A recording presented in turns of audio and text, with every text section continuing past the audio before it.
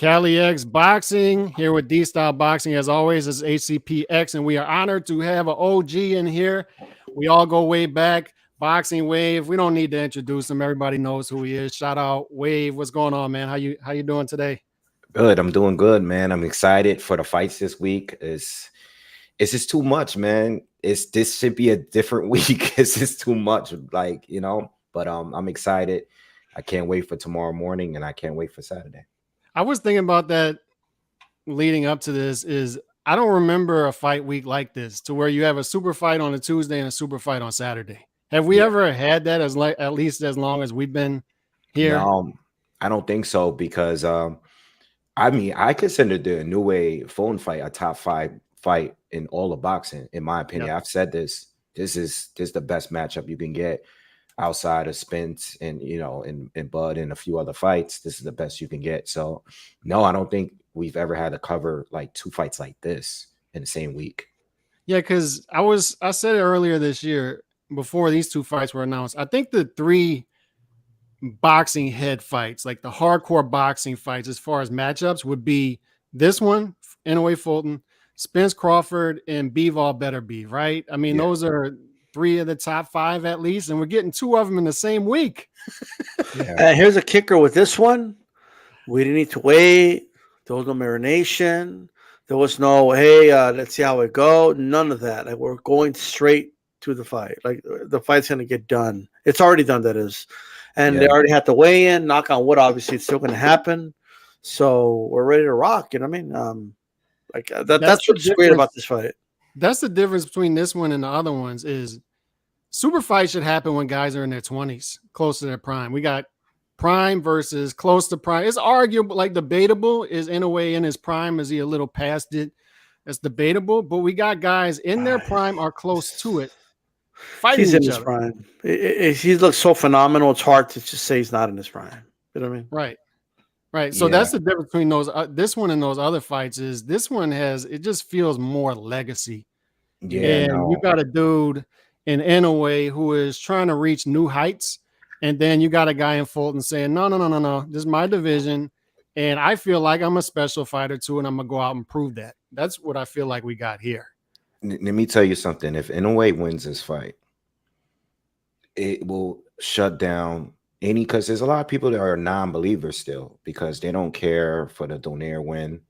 There's a lot of people that don't really care for this guy up to this point because they don't have the names, you know what I mean?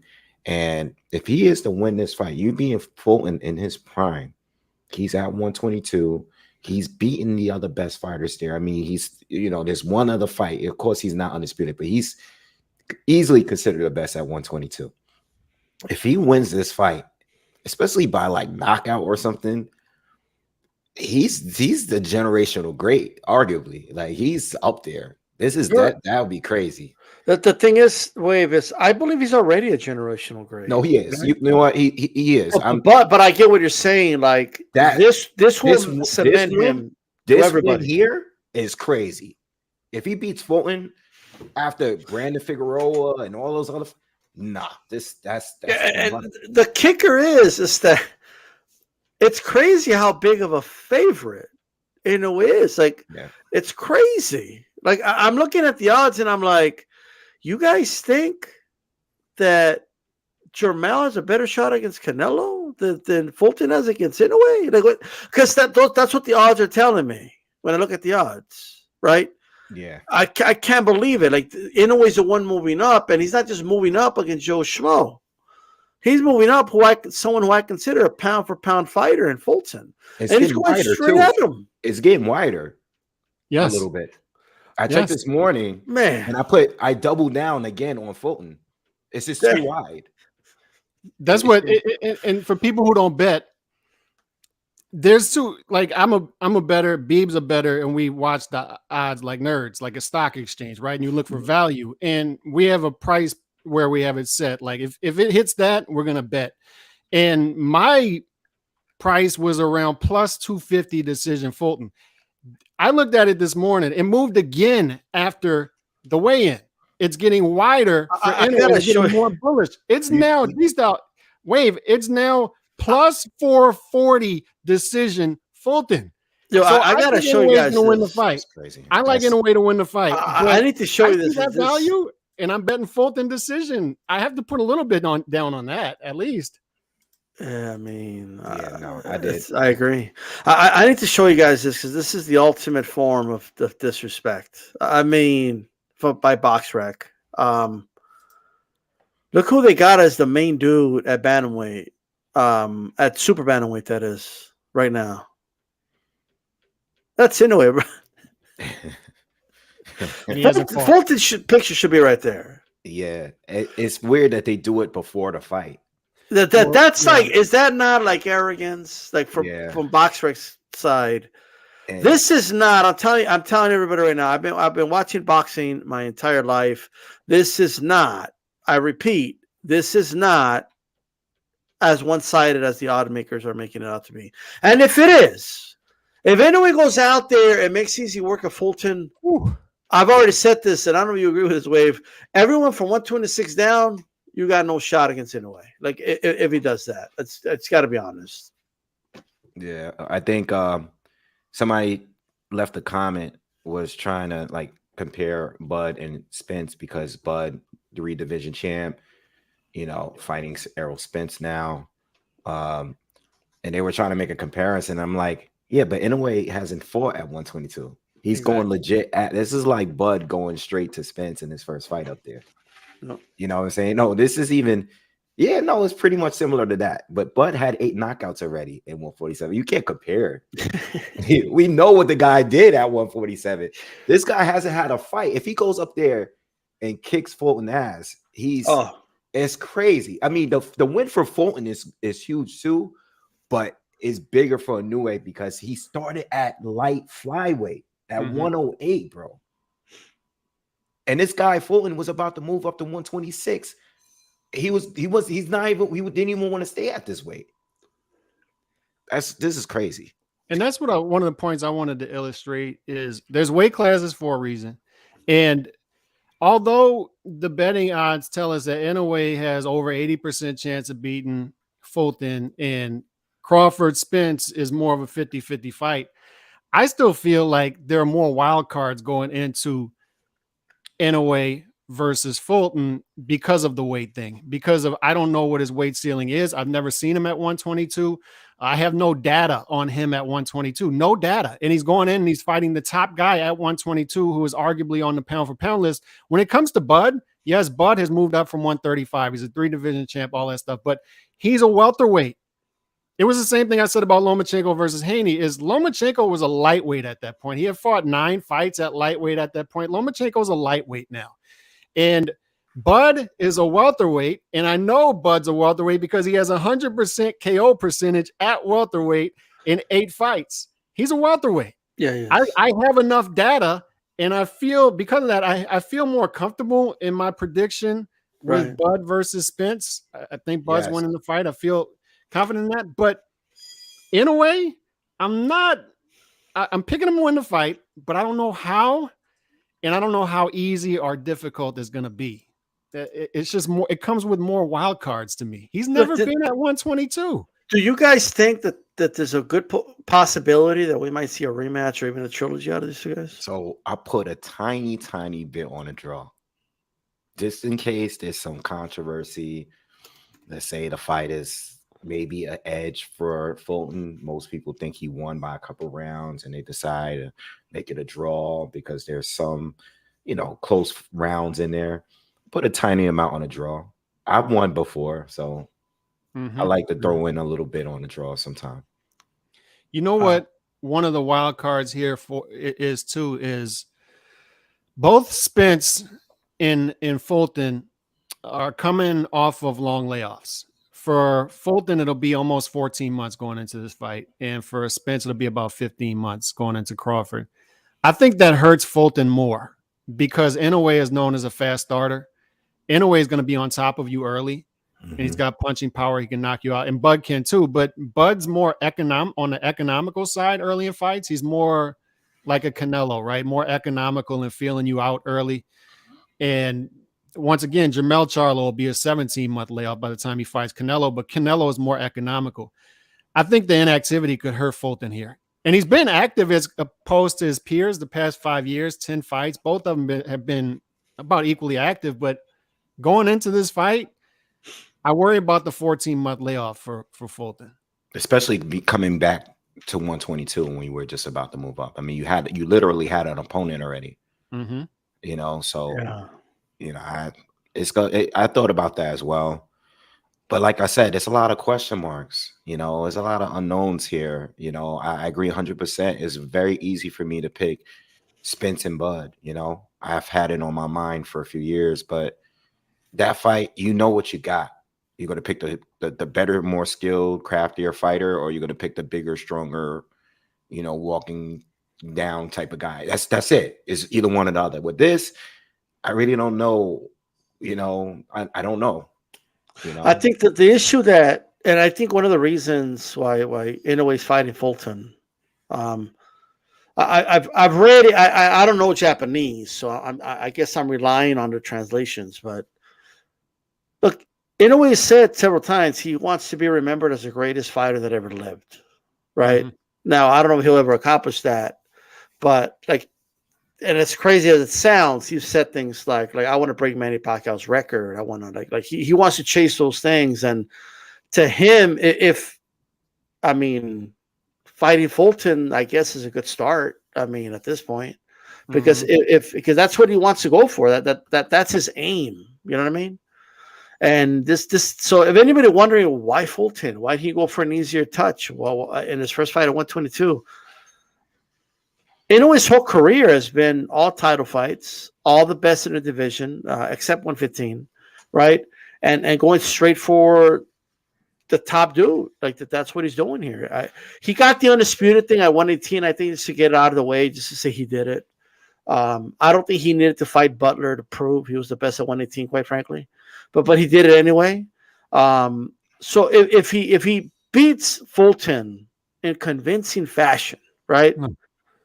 Does he do something crazier and go up to 126? You think that's what he does first? No, what he I does think he fights to Palace first, yeah, and become undisputed because he wants to be undisputed in 2 divisions. Okay, and then I think he goes up to 126. Yep. I can't see him fighting at 130. I think he taps out at 126 if he wins against Fulton.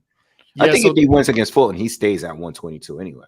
I mean, even if he loses, yeah. So this is the plan with Inoue is Fulton, and if he does win this fight in convincing fashion, then it's to Palace, and I would think that would be December. They like to do big fights in December, close to New Year's Eve out in Japan, and it's an all Asian showdown. It's an easy fight to make, Japan versus Philippines, and then Bob Arum has said he wants to bring Inoue back to America in 2024 and fight Robeisy Ramirez, and Robeisy Ramirez is fighting tomorrow too, and they're keeping them on the same timeline. That's the fight Bob wants to do, a title fight at 126 in America in a way against Robeisy Ramirez. So this is when, and that's what I'm saying. Like we start to hear things like this, and it's the same things, the same way we reacted when we heard things about Pacquiao. I'm sure it's like 147 Pacquiao, really? Like really, he's gonna fight Cotto? Like get the fuck out of here! You know what I mean? 126, 126 for Inoue. That's when you start to stretch it, right? It's like whoa,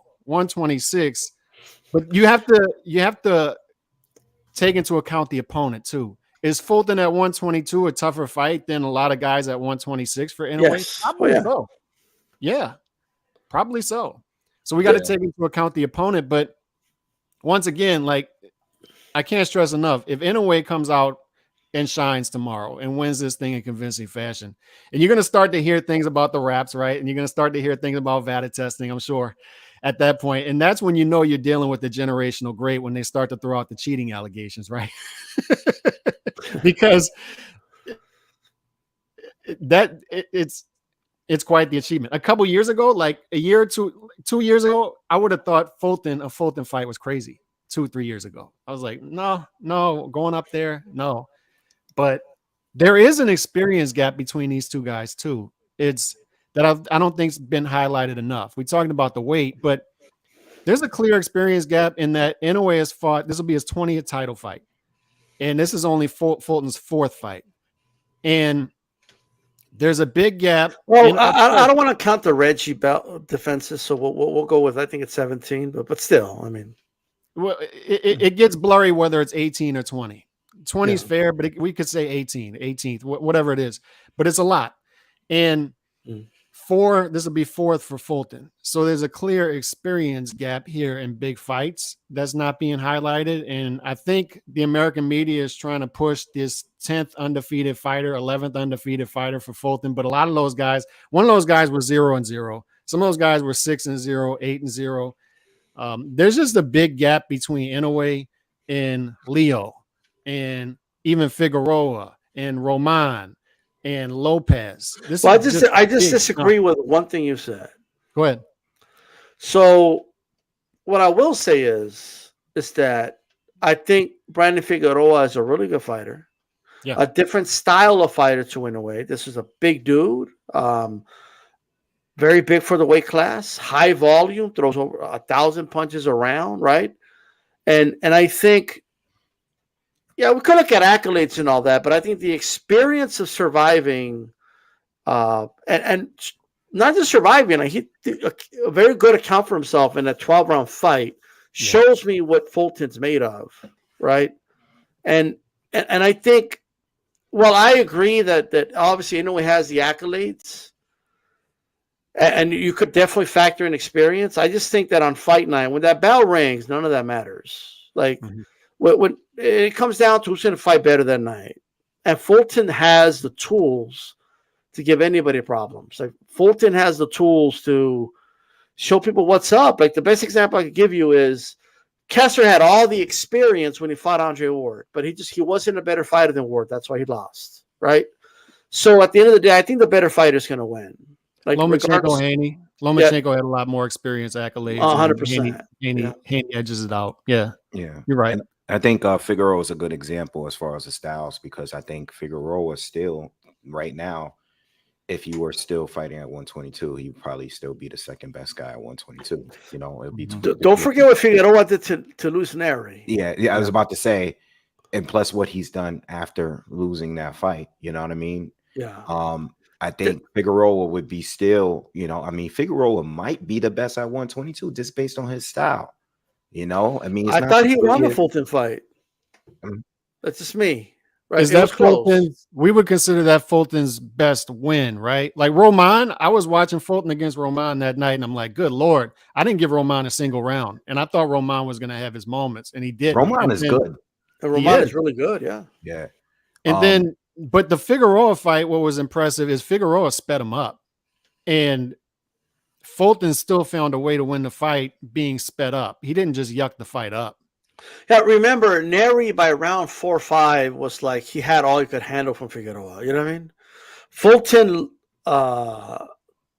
stayed cool, right? Like he stayed calm at the fight. Neri punched himself out. I think Neri was just hitting and hitting. Yeah, but what I mean, Wave, like the guy with Neri actually has more experience than Fulton, right? Yeah. You would think that the one that would punch himself out is a guy with less experience. Yeah. But, Oh, yeah. You're right. Like, but Fulton he's already fighting like a dude that's been doing it for multiple title fights. Is my point. Yeah. You know what I mean? So I get the accolades matter when you're going to the Hall of Fame. When we're ranking you, we're putting a ranking together or something like that. But ding ding, let's go. Yeah, Hopkins had more experience than Jermaine Taylor, but guess what? Jermaine Taylor won. You know what I mean? Like that's what it's going to come down to in this fight. And I just think people are in my opinion, I'm not saying Calix is saying this, but I think Fulton is being drastically underrated here. How can people not take into account that he survived a 12-round kind of war with Figueroa, a much bigger guy than him?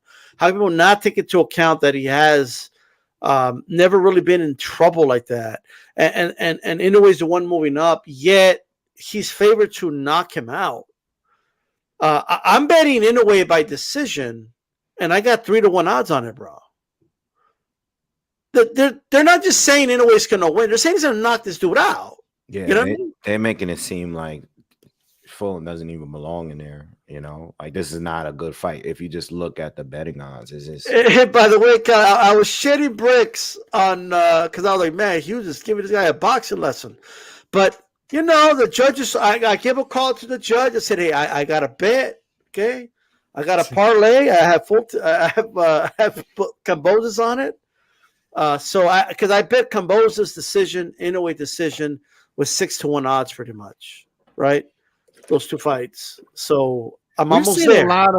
We've seen a lot of terrible, questionable judging this year, and I hope that doesn't come to haunt us this week because I think Fulton's team Don't put that energy out. You're doing it again. I know. I'm doing it again. But they were big on. It's gonna happen now. They were big on no Japanese judges and no Japanese referee. Obviously, that's fair. Yeah, and that's fair. But I think that has a lot to do with the odds. In that, when I look at pathways to victory, you take Fulton by knockout off the table, right? I don't think any of us see Fulton knocking him out. Inoue is now the favorite to win by knockout. It's moved into negative territory today. I don't get it. But Inoue has more pathways to victory, right? It's he can knock him out and he can win decision. And on top of that, if we in close rounds, when do we generally give the benefit of the doubt to? And it was our problem with Haney versus Lomachenko, right? As we seem to throw that away in that fight, is the flashier punches and the more meaningful punches, and on top of that, the aggressor, the guy trying to make the fight, right? Not the guy fighting off the ropes, the guy trying to make the fight. And all that favors Inoue, right? I would think that's probably what's reflecting the betting odds is probably if this goes to decision in a close fight, is probably leaning towards Inoue, and Inoue has more pathways to victory in this fight, being that he has power. And that's probably why he's such a – you could get good odds with Inoue by decision, which is crazy. Right. I don't know. Am I wrong? I've never seen a fight where a guy's so heavily favored, like practically a 3-1 favorite, and the odds are only expanding. The knockout's in negative territory, but the decision, I got 3-1 on it, right? I don't think I've ever seen that. I could be wrong, but let me ask you guys a question. Mm-hmm. Do you think Fulton right now beats the two versions of Donaire that Inoue fought? Yes, I think so too. He's a bad style for Donaire. It gives me like the first one. The first one, I don't know. The first fight, I don't know. Donaire fought a hell of a fight in that fight. You might be right.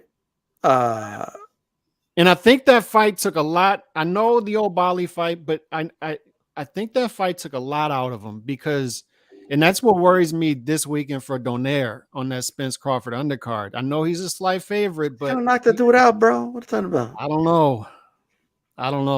Donaire should be champion once again, baby. Let's go. That fight took a lot out of Donaire. Those two fights for Inoue took a lot out of him, I think.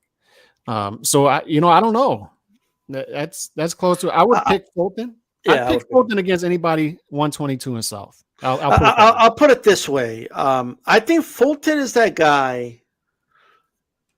He's not going to fight any fight like he doesn't fight guys the same way. Like the way he fought Figueroa, not the way he fought Leo. Right. The way he fought, he never like. So people that think like, oh, well, what's he going to go slug? He's not going to slug it out with it in a way. Okay, he's not. He's going to fight smarter in this fight. I believe he is. I also think, and a lot of people are not factoring this in, but I honestly do think, as crazy as it sounds, I think Fulton's going to try to get on the inside. I think he needs to. He's not going to win off just pot shotting and moving and tying up. It's not going to work. It's not going to work forever because this guy is quick on his feet. He's going to just keep rushing him, and he's going to get in range. Fulton's going to have to fight him at some point. Look, Fulton is a Philadelphia fighter, bro. Okay? Mm-hmm. A lot of guys out there, they're taught how to fight on the inside, and it's a different type of inside game. It's a little dirtier, if I'll just use that word, than let's say the Mexican-style inside fight, right? The Mexican style, they got the mitts up, they're working the body, trying to get the shot at the liver. Where what I'm talking about is he's going to be holding an arm, hitting him with the free arm. When that one gets free, hook the other one and hit him. And grab onto him, make the ref break it up. It might make it a little ugly, right? But I'll tell you what's not going to happen. The crowd's not going to boo because that's not what they do in Japan, right? They're not going to. You're not going to see people booing because it's boring or like. So he's not going to have like Fulton's not going to have this pressure of like. I'm not saying he even felt the pressure before, but of like delivering a good fight. The crowd's going to be quiet whether they're trading bombs or sticking up the joint. Like it's not going to matter. But I think in this fight, he's going to get on the inside, hook the underarm, hit him with the free arm, right? Put leverage on the body shots, hit combinations, come upstairs with uppercuts down the middle. I think we're going to see Fulton do a little bit of that in this fight. Do y'all think, and Wave, you can go first on this, do y'all think that the Philly nature of Stephen Fulton Jr. possibly coming out in this fight, being forced out of him by Inoue, could backfire on him, and that could lead to a KO? Because I think we're all in agreement that early on, Fulton will probably try to use his legs, right, and fight on the outside because he wants to be outside or inside. If he gets caught in between, Inoue could put him to sleep. And he doesn't want to be in between for most of the fight and trades. And then as the fight goes on, he'll try to get cagier, right, more clever on the inside and try to chop the fight up and steal 7 rounds overall. Do y'all think he's lured into a brawl here or a type of fight to where he's in a lot of trades and that Philly nature comes out and then he gets put to sleep later on? Is that a possibility? Yes and yes, because this is the one issue I have with Fulton, and I said this in my breakdown. He does have a good inside game. We saw in the Angelo Leo fight, he fought Leo's fight and won. That ended up being a war. He fought Figueroa's fight and won. Yeah, he can do it. The problem is he doesn't initiate it. He does it. He adjusts to them and does. He doesn't initiate it. Yeah. I feel that in this fight here, he should try to initiate it with the smaller guy, with the fighter that's not usually fighting on the inside. I'm not saying that I knew he can't, because he can. I seen it in the Jason Maloney fight, because Maloney tried to switch it up on him and be a little rough and physical on the inside and try to smother Inoue. Inoue likes to take, quick step backs and create some space and look for opportunities there, throw combinations. He can do it, but I also agree. I feel like when he does this, he's gonna start going into this place where it might be a back and forth, a war, and he might get caught with a good shot. Because at the end of the day, Inoue, even though he's a smaller guy coming up, he's a more powerful puncher, by far. So I think he needs to initiate it, but it's gonna bring some risk. But it's going to be a risk even if he tries to stay on the outside, because Inoue is probably going to adjust to whatever he's doing. So he's going to have to keep switching. Both of them are going to have to keep doing something different. I think whatever you're doing that's working for you, whether if you're Inoue or you're Fulton, you're going to have to adjust at some point. Here's what I'll say. So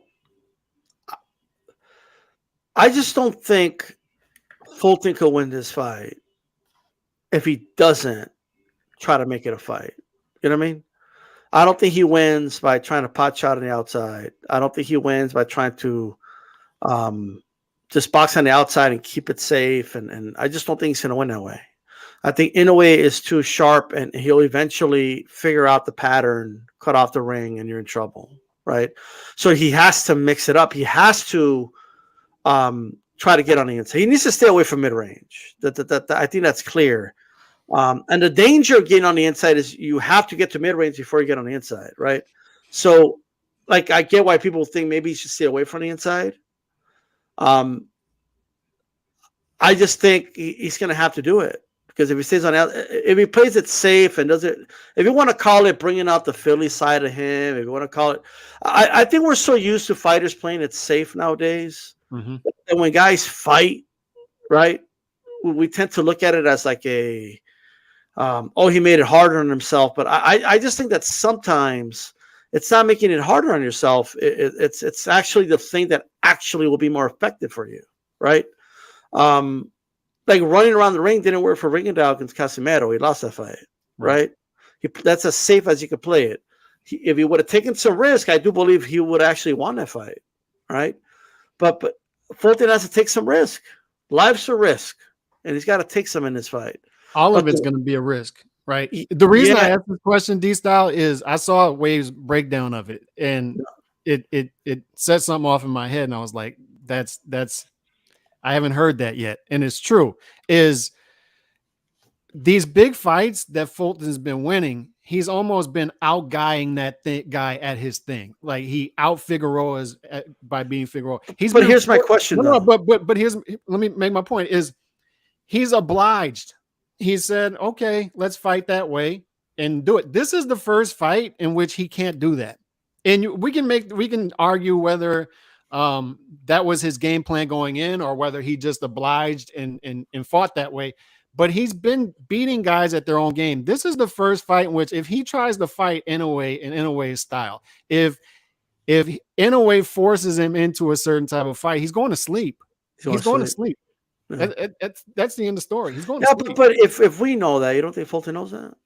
I'm sure he knows that, but what I'm saying is there a nature in him into where there's the arrogance, and I like arrogant fighters. We talked about that earlier last week. 100%. I just respectfully disagree that, or maybe there's not even a disagreement. You could always clarify, but I don't think Fulton made a decision to, oh, you know what? I'm going to beat you at your own game. I don't think that's what happened in those fights. I think what happened in those fights, maybe I don't know about the Leo fight, but the Figueroa fight, I think Figueroa dictated what type of fight that was going to be. No, they both did. They both definitely did. Yeah, Figueroa dictated, this is the type of fight. If you're going to beat me, you're going to do this, right? You're not going to do what you did in some of these other fights. Okay, so let's take that D-style. Is he a guy who can be easily dictated to? And is that why we're seeing part of the reason we're seeing the better odds? Because I think the biggest strength of Fulton is actually that. Other fighters that get dictated to end up getting, like Neri, end up getting knocked out. They end up getting beat. They look beaten at the end. They look like Maloney. Like in a way, dictated to Maloney. This is how we're going to fight. Maloney got fucked up, right? He dictated to Donaire in the rematch. No, you know what? I'm coming after you now. Now you deal with it. I'm not going to sit back and wait for you. And then, you know what I mean? Fulton's the type of fighter that if Inoue comes at him, he's going to do what he needs to do the right adjustment. That's what it's an adjustment. He's going to make the adjustment to, if you want to call it oblige, that situation, right? Mm-hmm. I think that's a strength of his. I'm not saying you guys are saying it's a weakness of him. I think it's a strength of Fulton to be able to adapt to what his opponents are bringing. Yeah, fair enough. Do y'all think this week the one of the patterns this week would be with these two super fights is special smaller fighter versus great bigger fighter? And I mean, like there's levels, there's great, and then there's special. Would y'all agree with that sentiment right there? Because that's what I'm thinking. I'm thinking special smaller fighter versus great bigger fighter going into both these fights this week. Would y'all agree with that? I think we'll find out on fight night. Yeah, I want to wait and see how the fight goes. you know what's gonna happen if Inoue happens to lose this fight? They're gonna say he was overrated all this time. And if Fulton loses, I mean, he's not the favorite to win. It's like, of course he doesn't want to lose, but it won't feel as bad. I mean, he's going to get a hit because of this whole glove gate situation. So people are going to attack him for that. But outside of that, if he loses, I mean, this is going to be a good win for Inoue. It's not going to be a bad loss for Fulton. It's not going to be a bad loss for neither one. But I'm just talking about how people may look the narratives. The narratives. Yeah, but that's why it's important for us to talk about these narratives because they're flat out wrong. They're out of ignorance, right? And since when does a guy move up to his 4th, 5th weight class and like he needs to win that fight to prove he's a real deal? Like since when? This is ridiculous. Like in my opinion. Another part of it too, D-style is. It devalues Fulton, right? Because we're sitting here where we all say Fulton's a great fighter. And I think anybody who's watched boxing, and I think part of this too, especially when it comes to Inoue-Fulton, is a lot of people in American boxing circles do not follow boxing underneath 130. They just don't. So they're not going to know the names on Inoue's resume. And on top of that, they're not going to properly value Fulton and the danger of this fight. This is a dangerous fight. You don't move up a weight class. And the danger of this, another wild card, is generally when a guy moves up, especially his 5th weight class, and you do these weight jumps, you have certain attributes as a smaller fighter that's going to be a clear advantage, a glaring advantage against the bigger fighter, naturally slower. That's not the case here because Fulton is fast. Fulton's got fast reflexes. Whatever differences there are in speed, they're not going to be glaring like you would normally see with the don't guy. Say that yet. You never know. I mean, dangerous fight, and that's the sad part about the narratives is you see him sweeping out there, and unfortunately, they're out there and they're going to run with it, and that's the danger of taking these fights. And that's the sad part about it is when you do this, you dissuade fighters from taking on risk because they see this and they're like, why would I take on that risk when, you know, what's the reward of it? And what's the risk of losing? And then I got to deal with all those narratives. I do think Inoue has like some very scary cat-like reflexes that I don't believe Fulton has. And I think that's going to make the difference in this fight. He's got great timing, and I think his reflexes are off the charts. I don't think he's gonna like stifle Fulton like he did these other guys, but if he does, I don't even know what to say, quite frankly. I think very highly of Fulton, and I agree with you 100%, Calix. You're taking away, if you're a Fulton fan, doesn't it sound better? Like, yeah, like my guy just beat like a great fighter in Inoue. Doesn't that sound better? Like you would think, right? It just sounds better to say that. Like, and I feel it's the same thing's happening with Crawford and Spence. Like Spence fans, they're talking about Crawford. Like Crawford hasn't done anything. He's not that good. He's a product of top-ranked matchmaking. And I'm like, this is like, if Spence wins, it's like the biggest win of his career, bro. It's a legacy win, you know? Yeah. And anyone doing it to Spence, same thing. Like anyone doing it to Fulton, quite frankly, you're doing the same thing. Like, I don't know what it is about boxing fans in particular. I don't really see this a lot in other sports. We devalue one fighter because we think, I'm using the word we, but some boxing fans think it props up their fighter. And I don't know, man. I don't see this in like when a team's playing in the Super Bowl. Like you don't really see this. You don't see this in other sports. Mm-mm. You know, like, but for some reason we do it in boxing. It is what it is. This fight right here is everything that's great with the sport. And, you know, just Wave, if you want to just give your general thoughts on it and who you think is going to win the fight. Today,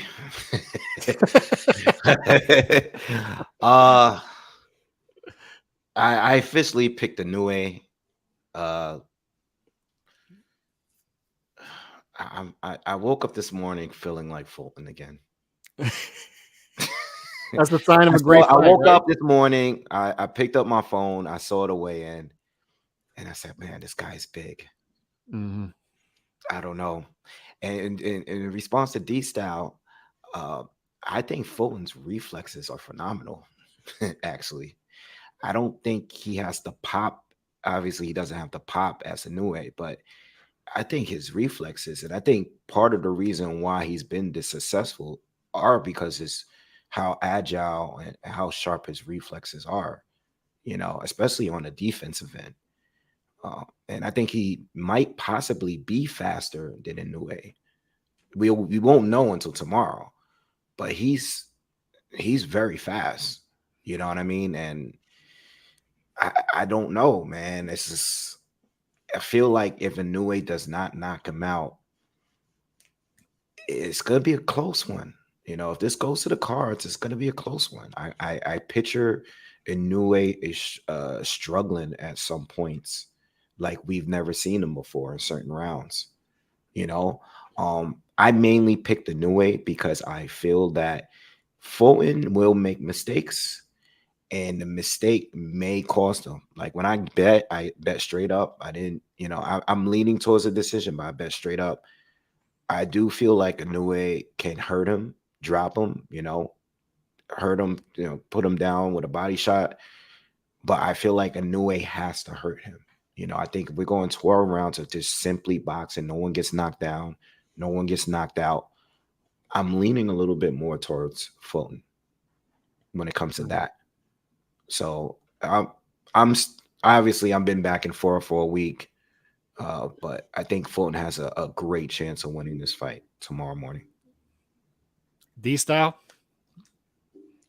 Look, I agree. Look, obviously, Fulton is boxing at the highest level, so he does have great reflexes. I'm not trying to say he doesn't.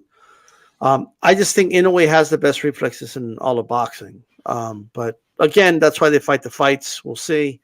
I am picking Inoue to win. I think timing is going to be the biggest factor in this fight. Everyone's focusing on the power of Inoue, the elusiveness of Fulton, how they looked in previous. I just think what matters to me more than anything is going to be timing. Which guy and the angles. Which guy's going to work the angles better and the timing better in this fight? The guy that's getting hit with the punches and they can't quite figure out how he's landing it on me. Like, how do you do that? Like the guy that's more confused about how the punches are landing is going to be the guy that loses. And I think both guys are actually good at disguising what they're about to do, right? And that's what makes this fight very intriguing to me. This is going to be a chess match early. I do expect Fulton to be ahead on, at least on my card, like maybe 3-1, 2-1 on my scorecard early on. And in the middle rounds, I do expect Inoue to start to take over. That's what I'm predicting. And I think Inoue either stops him late or I'm expecting a decision in a very close 7-5 tight fight. I'm expecting a very tight fight, 8-4 at the widest, right? I'm expecting and I'm also expecting a lot of opinions on Twitter. I'm expecting a lot of different opinions about who won, who didn't win. Like, I'm expecting it. I just am. There's going to be people, even if he beats Fulton, it's going to be, they're out there. They're still going to say, he didn't win. They're right. Like, if it's remotely close in any way, whoever has Fulton is going to have Fulton winning. Whoever's Inoue is going to have Inoue winning. Like, it's the way it is. It's that type of fight. Unfortunately, what should just be a great fight, there's a lot of ugliness out there that I don't want to address, but I'm looking forward to the fight. It's a great fight. We need more fights like this. And one more thing about Fulton. Look, first of all, Inoue obviously moved up, took on Fulton, credit to him as well. But all this talk that I always hear about, never blame the fighters. The fighters want to fight everybody, but they don't let them. The advisors, the managers, the promoters, they don't let them. Oh, it's Al Heyman's fault. Don't blame the fighter. Blame Al Heyman, right? Fulton made it happen. Mm-hmm. Right? Because when I say, well, look at Canelo's resume. Yeah, but Canelo's in a position, which is true, right? He's in a position to fight whoever he wants. And these other fighters, they have no say. Well, Fulton's not a big household name in America. Fulton's not this big popular guy. He's like, he isn't. But guess what? He made it happen. He crossed the street. He said, let me go over there. I want to fight this dude. He went to Al Heyman. He said, I want to fight this guy. I don't want to fight Figueroa right now. I can fight Figueroa later. I want to fight Inoue. I'll go to Top Rank. I'll go to Japan, and I'll go fight who many say is the best pound-for-pound fight in the world because I want to fight the best fighters on the planet. That's what he's been saying. And whatever some fans are saying, don't take it out on Fulton because Fulton doesn't agree with them, right? Fulton's never said all these dumb things about Inoue. Okay, he doesn't agree. He says Inoue is a great fighter, and vice versa. They both say the same thing. It's a great fight. I'm just saying, don't let the fan bases have you take it out of the fighter. It's the final message I want to put out about this fight. I have Inoue winning. I have since the fight was announced, and I'm gonna stick with that. I don't know how it's gonna happen. I just think he's a special fighter. He's gonna figure out a way through this fight, whether it be by decision, whether it be by knockout, whether it be through power, whether it be through boxing ability. I think he's gonna figure out his way through this fight and win the fight. I just think he's a generational talent, and he'll find a way. And it's a tough fight. This is a tough fight. But what I'm cheering for more than anything is decisiveness. I don't want to see one of those scenarios in which we had with Haney Lomachenko, in which, you know, a guy wins and then most of the public feels like the other guy won. And then we have all these shouting matches back and forth. The reason I value guys like Inoue, Bud Crawford, amongst others, is they offer me decisiveness. I value that. I value having a decisive outcome. And that's what Bud has given me, especially since he's moved up to welterweight. Every fight, knockout, knockout, knockout, knockout. Sean Porter, he could have played it safe, knockout. And I think that's the theme going in is I need decisiveness in this week. I don't want a super fight week, a great week for boxing marred with controversy. So I hope these fighters, whoever it is, wins the fight. I don't care who it is necessarily, but give me decisiveness this week. Give me a wide decision or a knockout. Please. I don't want to hear these dudes back and forth all week. Oh, this guy really won. That guy really won. Oh, hand wraps, VADA testing, etc. We're going to have that regardless, but I'd like for a decisive outcome in this week. Yeah, I don't want to hear anything about anyone being drained. Yes, exactly. I don't want to hear any of that. You don't want to hear about somebody getting drugged or something like that? Can we have nice things as boxing fans? And if there's like, what happened to the days where the controversy just was, well, I felt he won. No, I felt he won. And that's it. Yeah. You know? And that the Haney Lomachenko stuff was more innocent, obviously, but I want a decisive outcome here. And I think Inoue is going to win the fight. Now, as far as Errol versus Bud, I've felt strongly since this fight was announced that Bud's going to get a stoppage here. Am I crazy? Do y'all agree with this? Wave, go ahead. Am I crazy by thinking Bud gets a stoppage? I've thought about Bud getting a stoppage for sure for maybe the last 2 or 3 years. Yeah. Is that why you think it's taking a while to make? To be honest, man, and I've been like this throughout the whole period of Spence and Bud. I think that the PBC was going to always follow out the plan with Spence beating all of their guys first and then fighting Bud at the end. I've never thought, even there when there was opportunities and there was periods when the other PBC fighters or champions didn't want to fight Spence, I still thought that at the very end they would put him in there with Bud, simply because Bud wasn't one of their fighters, and plus, it'd give a little bit more time to age him out, and get up there. I never thought that there was going to be like he's going to fight Bud before Spence or Pacquiao or Ugas or something like that. He's going to collect the belts that they have first. And that was it. They weren't promoting Bud. They had banners and they had stuff where Bud was clearly the champion, and they were promoting other fighters that were PBC that were not champions. They weren't even acknowledging him. That was all part of the plan. And that's what happened. I think the delay mainly was the accident. The accident delayed some things. But even with those delays, they were going to make Spence fight the PBC fighters first, their champions first. Bud was never going to come in between that, ever. What do y'all think the X factor is here for Bud over Spence? Because I'm picking Bud. I just think, once again, there's generational talents and there's great fighters from their era. And I think that's what we have here. I think Bud is a 147-pounder at this point. He's acclimated to the division. He started at 135, but it's a welterweight fight. And I think, and we talked about this when we had Roberto Diaz on D-Style, he said, Bud's the one fighter of this era where I feel like he matches up with all the great fighters of previous eras. And I agree with that. And I don't necessarily agree with that with Spence. I don't think Spence matches up with the great welterweights of different eras. I think Bud does.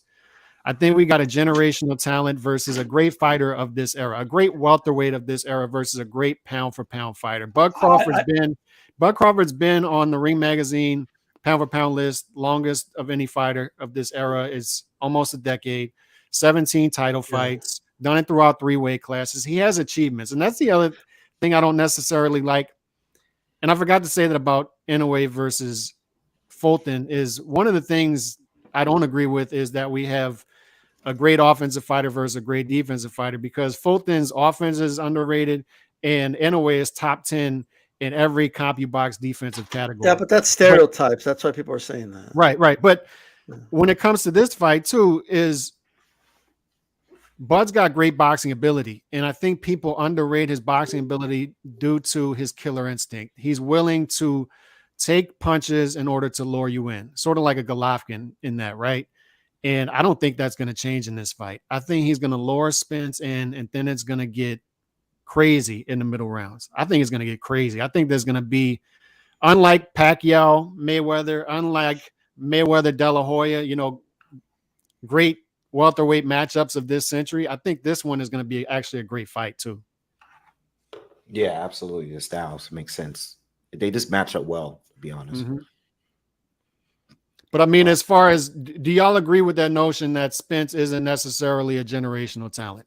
I guess he's gonna be able to prove that this weekend. Prove me wrong. He's gonna prove it this weekend. As we're sitting here on Monday, do y'all see him as a generational welterweight talent, or is he just a great welterweight of this era? So let me say this really quick. Like, I'm very confident Crawford's going to win. Like, I'm just going to say that.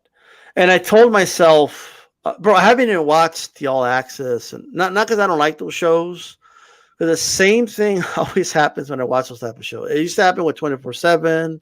Like I would always say, whoever you think's gonna win months ahead, like just stick to that pick. Like the lead up to a fight will mess with your head. Like those shows will mess with you.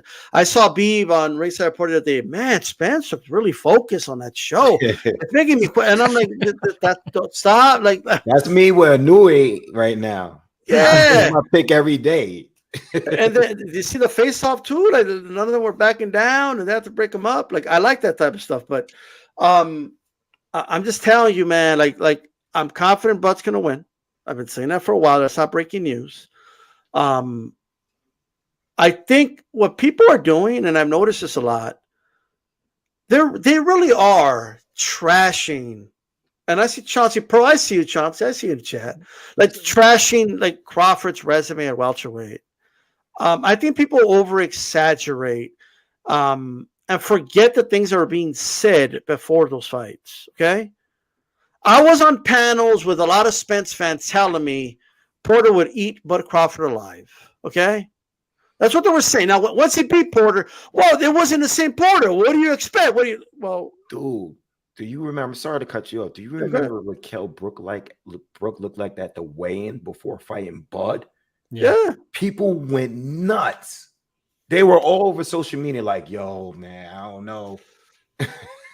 This dude. And then remember after the fight wave when Kell Brook's like, you hit hard, and he's like, I told you. Yeah.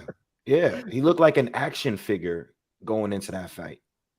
And then look what happened. And after it was over, they were like, oh yeah, Brook was washed up.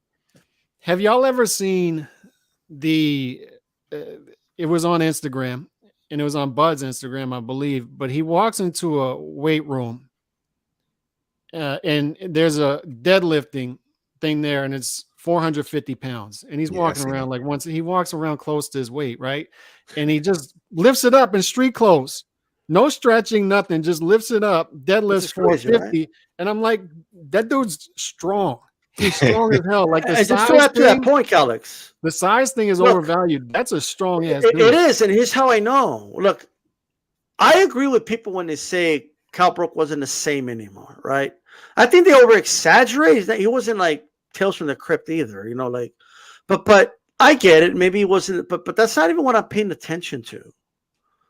The fact that Kell Brook tried to hold Bud and it didn't. Like Bud was like, "Get the fuck off of me!" Like he was stronger than Kell Brook. Kell Brook manhandled fucking Porter, bro. Strength doesn't go anywhere because your eyes fucked up. I'm sorry. Like the strength is still there. You know what I mean? And he handled them like nothing. Another guy, very underrated win for Bud. I don't give a fuck what anybody says. That Jeff Horn win was very impressive. All right? He dominated Jeff Horn. Oh, but who the hell? Jeff Horn beat Manny Pacquiao. That was a close fight. You know who could have beat Manny Pacquiao? Like 2 years after that? Keith Thurman. All right? Like, so you can't just scoff at that. You can't just because Teddy Atlas said it was a robbery doesn't mean it was a robbery. I thought Pacquiao won the Horn fight, but it was really close, 7-5, right? Mm-hmm. Horn's a big dude. Horn fought at middleweight shortly after that Bud fight. I was about to say, yeah. He manhandled him. Like he manhandled. That's what I don't think people understand what I mean by that. Only one other dude did that to Jeff Horn, and that's Tim Tszyu. Yeah. And Callis, when Tim Tszyu did it, there was a lot of dudes saying, "Oh, see, Bud's win don't mean shit. Tim Tszyu did it, but look at Tim Tszyu right now." Yeah. Jeff Horn didn't put up any less of a fight than Tony Harrison against Tim Tszyu. All right? I'm trying to break it to you guys. They put up about the same amount of resistance against Tim Tszyu. Here's another thing that I see leading up to this fight. I think it's lazy because I don't think Bud's going to do this against Spence. Is Bud will give up rounds early against inferior opposition to lower men. He'll do that a little bit with Spence, but he knows who he can do it more against, right? He knows he can let Avanesian land flush punches in order to lower men to where he wants them, right? And he's not going to do that to the same level and effect as Errol Spence. So I would caution people to beware with this.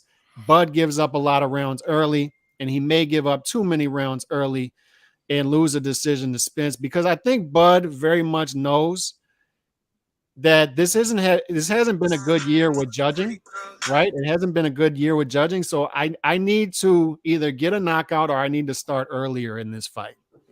Yeah, I've been thinking about that. I don't want to. These two should be going into this fight like there's not a rematch clause. Yeah.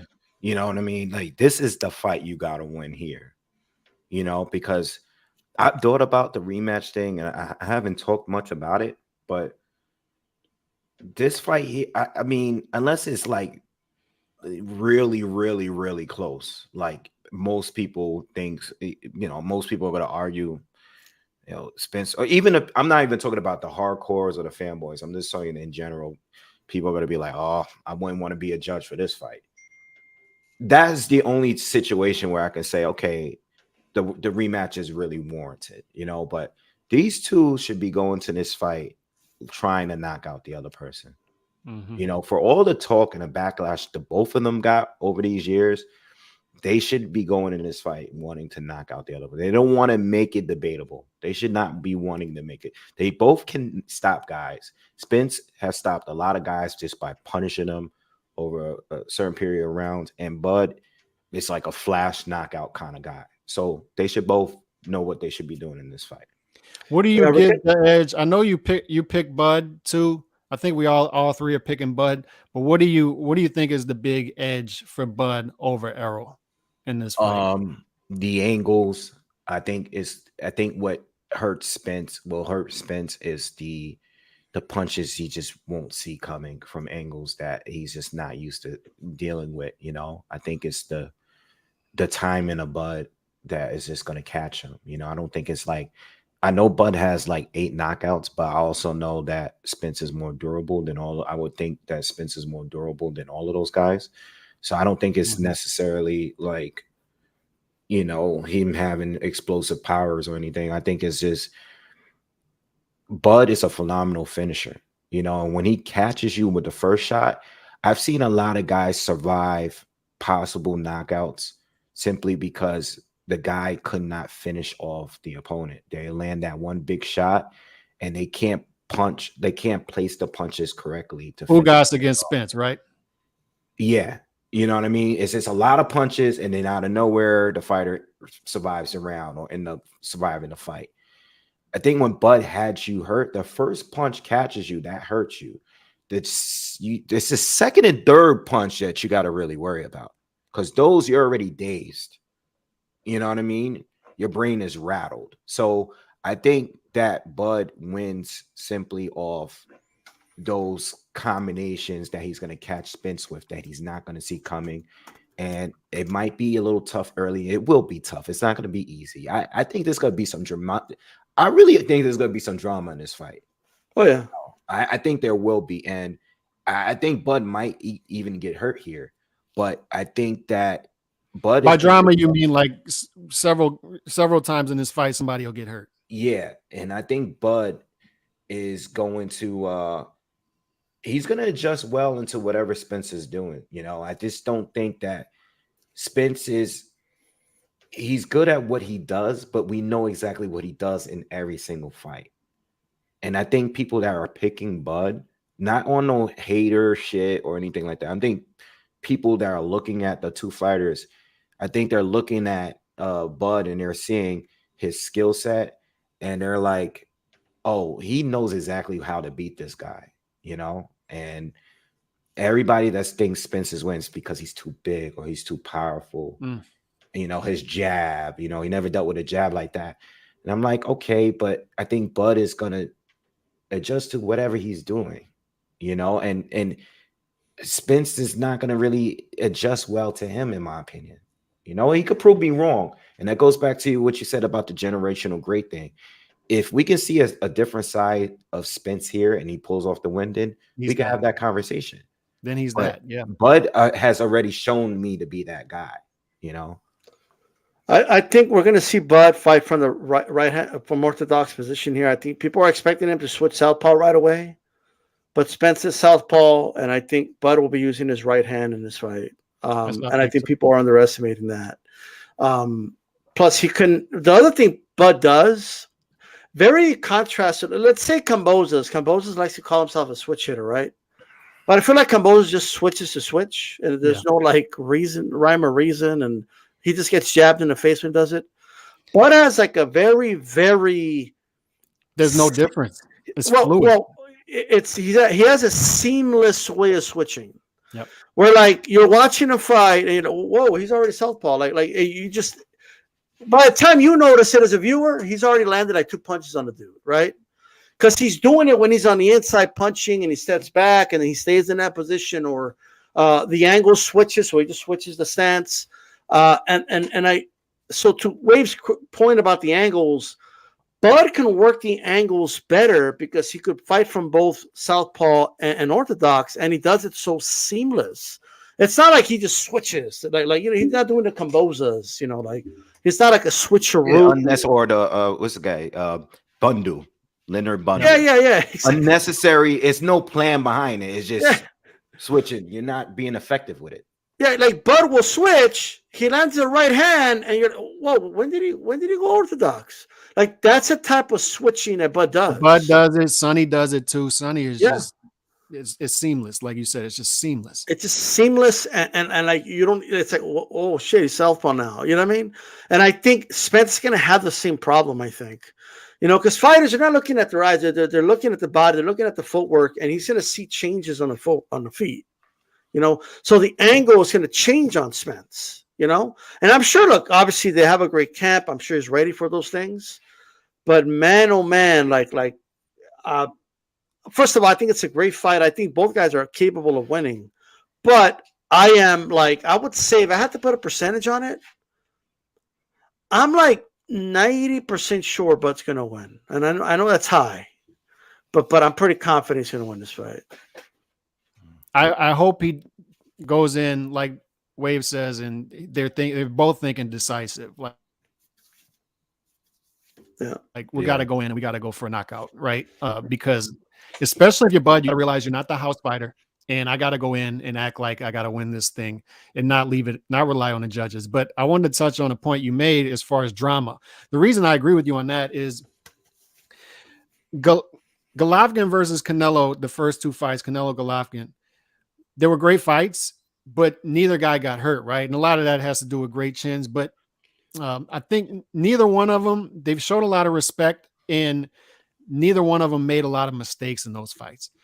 This fight here, what I like about Bud and what I like about Spence is they're highly technical. They're super talented, but they do make mistakes in there.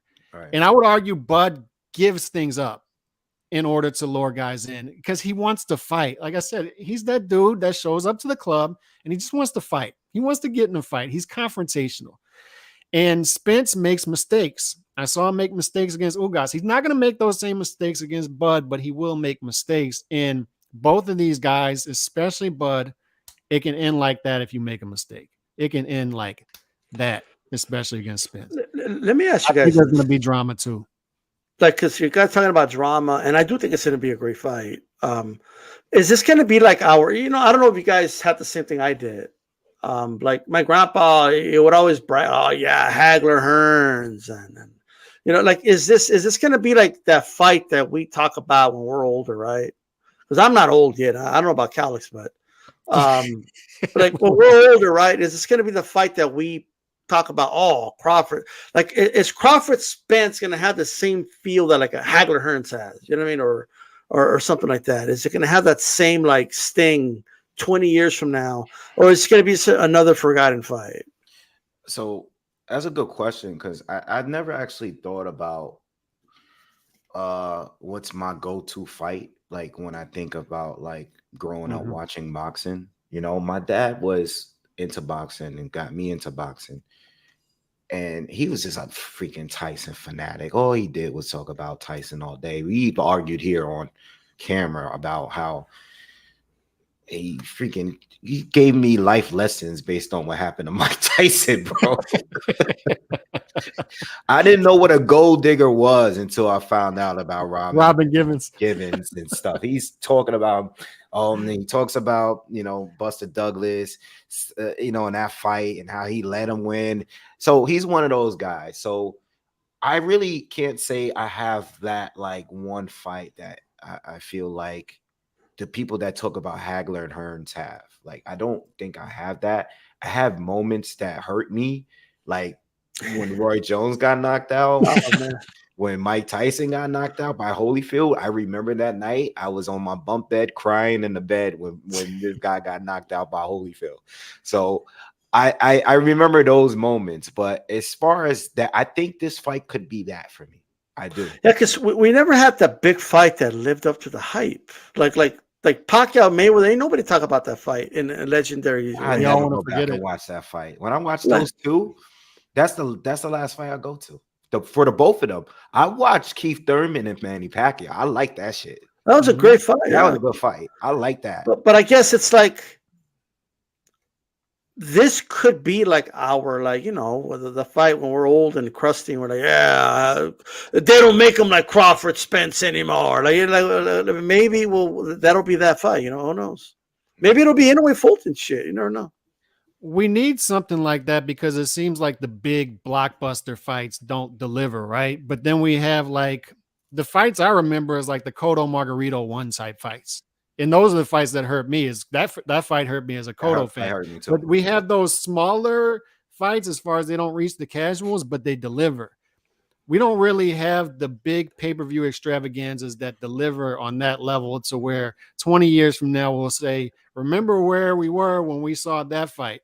And I think this one could deliver there, because generally when guys age, and the reflexes naturally start to slow down, they're lured into trading more, right? Or they're going to yuck up the fight. But I think these guys are going to be lured into trades more. And I think both guys understand the legacy and the temperament of both guys, particularly Bud. The temperament of them isn't, I'm going to go in and decision this guy. I don't think that's Bud's temperament ever. I think Bud's temperament every fight is, I'm going to go in, I'm going to knock this guy's head off. And I think especially here, Bud's probably thinking, look at what they put me through. This is him saying this. I'm just saying this is him saying, look at what they put me through to get this fight. I'm going to take it out on their fighter. I'm going to take it out on them. And I think that's why we're going to have a fight like that. Let me ask you guys something real quick about this topic. Do you think the fights mean as much as they did back then? And what I mean by that is like, certain these fights, I'm looking at the fights people are bringing up in the comments, and I say, you know what, these were huge at the time that they happened, but for some reason I feel like the boxing fan today just like, all right, whatever, on to the next week type of thing. Yeah, you know, I mean, look how much drama and build up was going into the third Fury Wilder fight with all the glove game. I mean, they took out a whole year of boxing talk because of that one thing. They took the whole year. I didn't make any. I went 6 months without making content that year. I just didn't care. A lot of people disappeared during that. Dude, that was a horrible year. But I mean, it was a great build up for the third fight, because it made people think like, yo, maybe he did cheat. And then in the fourth round, people were like, oh shit.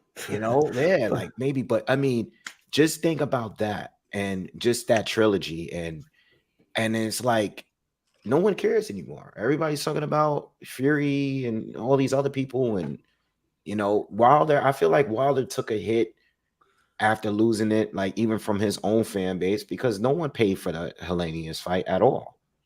What do you think that is, though? What do you think that phenomenon I think is? it's the time, man. I just think it's like that with music. I've had this talk with music. Everything you have access to on your phone, you can watch whatever you want. Sometimes back then, if you miss something, or you might not be able to see it again for I don't know how long. We have access to all of this stuff now. If you missed the fight, you can just look for the fight. If you didn't pay for the pay-per-view, you can just go online and look for the fight. You know what it is, though? I think the way people talk about fighters is a little different. And fights, it's different today than what I remember anyway, when I was growing up. You see, back then, there were like the main discussion around, like, this is what boxing fans will talk about. I'm going by like with my older cousins, friends, uncles, my grandfather. It was always Chavez would beat Duran, and oh, this guy's gonna win this fight. Oh, I scored it this way. I think he wins this fight. I think this guy's the best. If this guy fights this guy, he won't go 12. Like that was the main thing. Like the boxing, the fights. That was the big main focus. Now it's, are the raps wrapped the same way? Are they doing VADA testing? Are they? Who's the A side? Who's the B side? Like, people didn't give a fuck about that shit back then, right? Who's making the most money? Who brings more to the table? Who's doing the heavy lifting? I agree with the fight not making, because it doesn't make business sense. And it's not the fighter's fault. We need to blame. We need to get on the promoters and the managers. Don't call out the fighters that they don't make the fights we don't want to see. I don't think he's ready to fight so-and-so. Protect him until he's ready. Like those type of things. I don't think boxing fans were talking about all that shit like 20 years ago. You know what I mean? I don't think those were main focuses. It's everything y'all said. And access to Wave spoke on access is, you used to go to the theater. Somebody showed that in 1992, the theater, you had like all these blockbuster hits at the theater that you could go watch. And which one are you picking? And then you got to wait a year later, 9 months later, to see it out in a video store if you don't see it at the movie theater, right? And it was a thing. You go get your popcorn, your soda, you get your snow caps, and you sit and enjoy a movie. It was a thing. And now you have access to it. But the issue is, I think one of the big issues is, being that we have less access to these fighters as far as how many times they fight. Because somebody's saying in the chat, oh, there's more fights now. There's not. There's actually less fights. These fighters are fighting less often. So you would think we would care more that, oh, I might not see Spence and Crawford for another 16 months, but it's actually the opposite. Being that they give us less to go off of, being that they come out less often and they got to fight tune-up fights in between, it's made us care less about these fighters, I feel. Like, we don't really care about these fighters the way we were emotionally invested in fighters 10, 20, 30 years from now. How many fights do we have, where even great fights, where we have that feeling at the pit of our stomach to where, I don't know if Tito can beat De La Hoya here. I don't know if Cotto can beat Margarito in this rematch. How many times do we have that? I don't know if Canelo can beat Golovkin in this rematch. Oh, we're going to have it for these fights, though. We are. You're right. But how often do we get that? No, we don't get it that often. But I mean, I agree with everything you're saying. But what I'm saying is that this weekend we are getting it. Like this weekend, we are getting 2 fights. But unfortunately, there's some, like, here's what concerns me as a fight fan. That if Spence beats Crawford, I do believe most boxing fans are going to give, obviously, Spence's credit and say he beat a great fighter, and vice versa. But I just feel that we're in an era today where, and again, I don't even think this is the majority, guys. I just think it's a loud minority of people within the boxing sphere, right? You're going to see, like, if Crawford gets beat by Spence, we told you he was a hype job. We told you it was matchmaking. Yeah. We told you it was his shit. And, you know, like, in a way, like, from someone from the outside looking in, oh, that's what they're doing in boxing. They're hyping dudes up, and then they're getting beat by the actual good dude. Like, instead of like, maybe the reason we don't talk about fights the way the old timers talk about Hagler Hearns, which ended in 3 rounds, by the way, right? The reason we don't, because we don't talk about it like it's this gladiatorial sport, and it's 2 warriors that went in there, like it's Achilles versus Hector, and they're both amazing fighters, and this one guy came out on top. Like, that's not the loud narrative that's out there. You know what I mean? It isn't. Yeah. So I think that's what it is. This is what I was saying about Joe Joyce recently. You know, it's like this guy, you know, I think Triple D, Daniel Dubois, he, unfortunately for him, I feel that his promoter pulled some good strings and got him a good WBA position where he can fight for the title before Joe Joyce did, you know, and Joe Joyce was the mandatory for a minute, but he was fighting quality, dangerous fighters all this time. And it makes me feel like, see, this is why certain fighters are selective on who they face in between, you know, getting that real big fight, you know, because they don't want to have a roadblock leading up to that main fight. And this is why they are so selective, you know.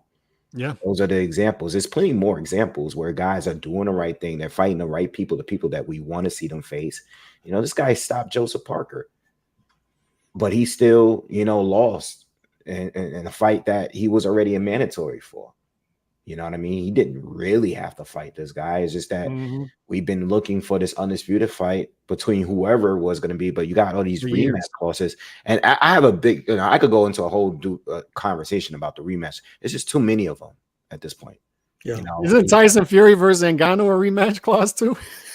Yeah, this is what I mean. You know, well, I mean, Tyson Fury better not lose that damn fight, because that would be an embarrassment. But what it comes down to, Wave, is guys just don't want to assume risk anymore. Yeah, they don't want to assume risk, and that's why we got to reward guys who go into big fights and win big fights, no matter if they win or lose. Like when guys are saying, when dudes are out there saying Tank should be ranked higher than Lomachenko at 135, I'm like, do you really value no big wins at 135, no great wins at 135 over a guy in tough fights and losing 2 of them? I don't really understand it. I think we need to be rewarding the guys who are assuming some risk over the guys not, because that's the type of behavior we'll get if we do that. But I tend to agree with y'all. The value of this fight right here is not just because it's a legacy fight. Is I trust these 2 dudes over here to deliver a fight. You know, to do what Pacquiao and Mayweather did not do in their fight. The styles makes it impossible, bro. It's impossible for it to be boring. Like, you know, for the Bud, I mean, Floyd likes to slow the pace down, especially the more aggressive you are, the more he's going to neutralize the situation, you know, and that's how it works. Floyd's not going in there to knock you out. Bud and Spence are very offensive-minded fighters. Yeah. So that's their strength. So I'm be boring. This is like the equivalent of a shootout, like in other sports. It's gonna they have a mindset, and you're right. Like it's like that Wild West shootout. We're gonna figure this out. We're gonna figure it out. There's not gonna be any dancing around this, right? I mean, that's the temperament of these guys. That's the mindset. Is we got to figure this out, and that's the sad part about it taking so long. And it shows you the business side of it, right? Is you got 2 dudes with a certain temperament. Like I'm the alpha in this room. And somehow they danced around the fight for half a decade, the business side of this. But now that we've gotten it, and I think although we should have gotten it 4 or 5 years ago, we might be having it at the right time for it to be the most entertaining fight, right?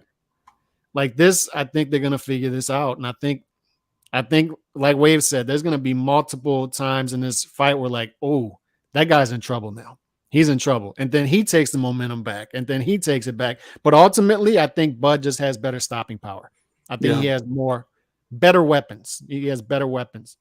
Being that we all pick Bud, how do you see Spence winning if he does win? I think he needs to have relentless. It's gonna have to be baptism by fire, but he's gonna have to have relentless pressure.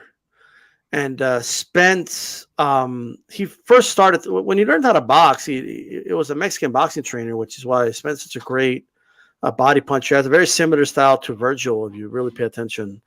High guard, and so he needs to apply pressure on Bud, work the body, high relentless pressure, and that's what's going to win him this fight. He's not going to beat Bud by outboxing him. Yeah, I kind of think that I think that if Bud, we know he's coming with relentless pressure. If Bud, I think if Bud can't hurt him, and I don't want to base everything solely on an absolute like a knockout, but if Bud can't hurt him, it may not. It could be an issue because Spence won't slow down. You got to get this guy to slow down. Like he has to respect you enough to slow down. If he's just coming in the way he normally comes in, throwing a million jabs, just coming in straight in jabs. I mean, no, not straight in because I think he's an educated pressure fighter. High guard too. Yeah, if you can't neutralize him at all, then Bud is gonna have a rough night. In my opinion. I think this is the pathway for Spence. I think Bud has to not have his best night, number one. And what I mean by that is Bud's an arrogant fighter, and I mean that in a good way. I like arrogant fighters, like I said. Fighters, Lomachenko's like this. Lomachenko will give up, in my opinion, in the Haney fight, he gave up Haney's body punches in order to continue to land his straight left, assuming that the judges were going to see that and give him those rounds. Is his arrogance, and sometimes it backfires on him. Why? Because he has a low KO percentage at lightweight, so he doesn't have that safety net that Bud has. Bud has a safety net at welterweight because he has power, 100% KO percentage at welterweight. But Bud may be fighting the one guy at welterweight that he can't knock out here. That's possible. So it could be Errol Spence, his chin. It could be Bud being a little too arrogant early in the fight and giving up some of his advantages in order to try to lure Spence in, giving up early rounds. And then he finds himself in the middle to late rounds, and he's like, wait a second, this isn't the same type of fighter I fought in the past. And now I'm down on the scorecards, and now I can't get this late round knockout. And now I've given up 7 rounds. So that's the type of pathway I see for Errol Spence. It's the 115, 113 type pathway to where Bud makes some mistakes early due to some arrogance, and then Errol takes advantage of that. And like you said, Errol's a downhill fighter, right? He's very intelligent in getting inside, high guard, a little bit of upper body movement, jab, body punching. Will chop the fight up when he has to. And if he keeps Bud on his back foot a lot, on his heels, he's going to win rounds, right? Yeah. I like to say that Bud needs to come into this fight like he did in that 10th round against Sean Porter, or whatever that last round was when they told him he was down.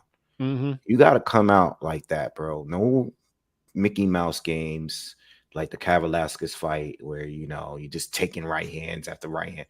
Dude, you got to come in here on your A game right away. You don't want to be down on points against Spence. You just don't, not too many points. Because this guy is going to be fighting the same way in the 12th round, and if you haven't figured it out by then, it's going to be a rough night. He has to come in right away on his A game, and, giving a round or 2, that's different, trying to sort things out, but don't, 4 or 5 rounds, bro. Nah, because now you're putting pressure on yourself to get you have to get a knockout, and you don't want to go there, not in this kind of fight. You know what the beautiful part about this is? I heard both Bud and Inoue. Inoue did a Japanese interview a couple days ago that they translated to English. They both said they want to start fast. Inoue in particular said, I haven't watched much footage on Fulton, but I know what he brings. And I know this type of fight, I have to come out with a different mindset, and I have to start fast. And how does he know that? He's watched film. Come on. Right. I think so too. I think you're right. You're absolutely right. Guys say that and they watch film, right? But the beautiful part about this is I think we have a fight week here that's unlike any that we've seen in modern boxing, in that you got super fight on Tuesday, super fight on Saturday, right? And then you've got two fights to where you can't really, I can't envision a scenario in which either fight's boring. I don't think Fulton is going to come in there and stink it out. I don't think that's his temperament either. And then Inoue wants to start early. I think he forces Fulton into some sort of fight. Yeah. And then, like I said, these two guys right here, them dudes like to fight, especially Bud. Bud goes out there and looks for fights. Bud shows up at the club and he's like elbowing dudes, like, you know, he's doing it in a clever way. Like he's trying to pick a fight badly. He's trying to lure guys into fights. You just said it. They like, and I don't even know why. Like, well, and I know what you mean by that. Like these guys love to fight. All those guys in the '80s, like when you watch their fights, they love to fight. Durant loved to fight. Leonard loved to fight. Hagler loved to fight. Hearns loved to fight. These four guys right here, they love to fight. You know what I mean? And that's what makes these guys in a way like throwbacks, like old school. You know what I mean? Is that they have the skills to pay the bills, as they say today, right? But they love to fight. And I do believe that this is the only generation where fans scoff at that. Yeah. Fight fans scoff at the thought of fighters that love to fight. You know what I mean? Only this generation calls that stupid and like, oh, that's not smart. Why doesn't he fight smart instead? And look, I have my opinions about all that, how I don't believe fighting defensively is always a smart thing to do anyway. But I think this is going to be some great action. Look, there's a lot to cover. It's only Monday, so I'm not going to give away everything I have about this fight. Mm-hmm. But I will say this, and I've been consistent about this. Bud wins convincingly, in my opinion. And I think it's going to be Bud versus Tim Tszyu, ladies and gentlemen, next year. I think so. For undisputed 154. I think that's I think Bud's going to try to be a 3-division undisputed champion. I'm not sure if it'll be for undisputed yet in 2024. Yeah, there'll be a vacuum to figure out. I've heard some things, but we'll wait on that. So let's go around. You sort of gave your closing thoughts. Wave, I'll give you the floor. Just your closing thoughts on this whole week. This is like we started out basically saying that this is one of the best weeks of boxing. We have two top 5 boxing fights in all of boxing happening this week. I personally feel that the Inoue-Fulton fight is a little harder to choose. A lot of unknowns. Make sure you guys are up very early in the morning, depending on where you live. I'm on the East Coast, so be up early for the fight.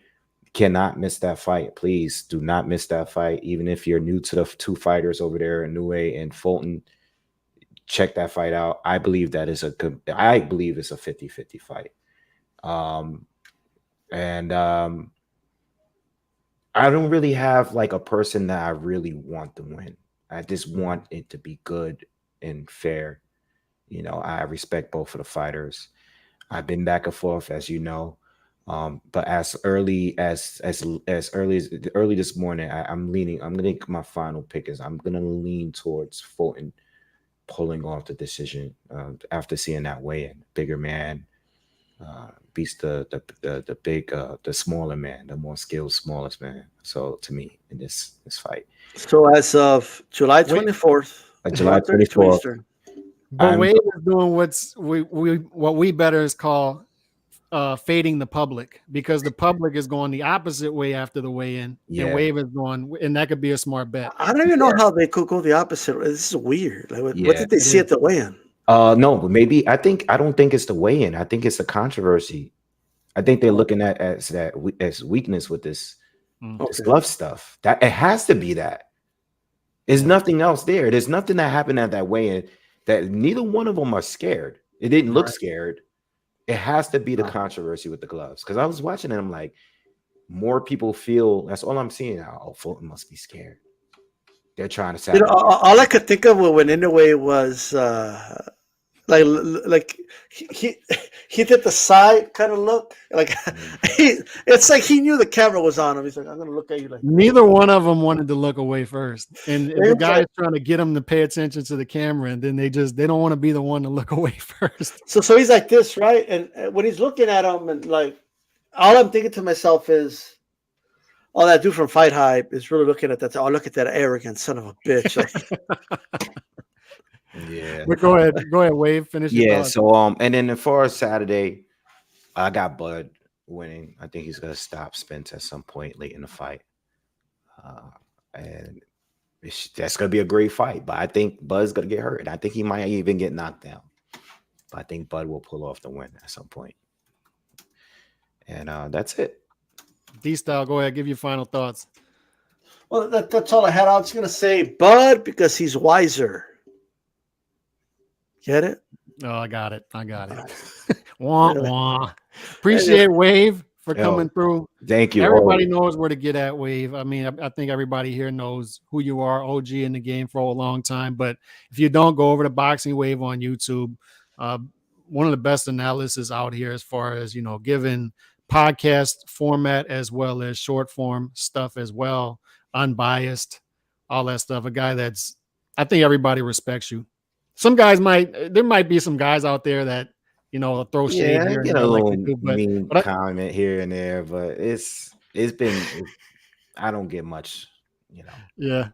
But we appreciate you coming through and spending some time with us. We appreciate everybody for coming through. Yeah. Big fight tomorrow, big fight Saturday. Everybody, God bless. See y'all tomorrow. Peace.